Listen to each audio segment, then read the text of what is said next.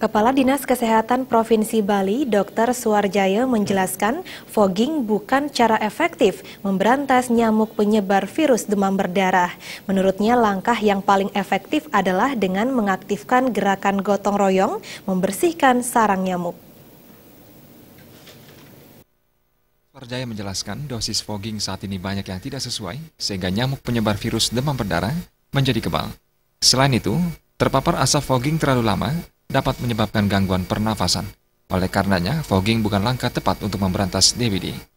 Pemberantasan DBD sesungguhnya terletak pada gerakan gotong royong yang dilakukan warga dengan membersihkan sarang nyamuk penyebab DBD. Karenanya, Dr. Suwarjaya menyarankan masyarakat Bali mengaktifkan gerakan gotong royong dalam rangka membasmi nyamuk penyebar DBD. Dengan pemberantasan jentik nyamuk, ya ini yang paling penting.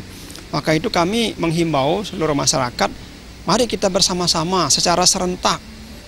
Misalnya pada hari Sabtu dan hari Minggu di seluruh Bali kita mengadakan kerja bakti gotong royong.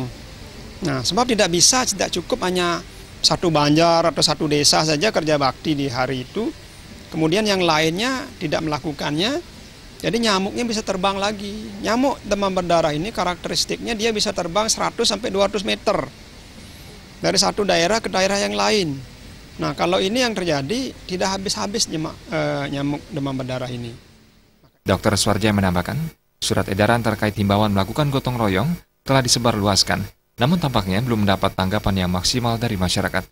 Ia berharap seluruh masyarakat menyadari pentingnya membersihkan lingkungan dan juga rumah kosong secara serentak agar bisa memutus mata rantai perkembangbiakan nyamuk DBD. Jenny dan Yudi Partana, Bali.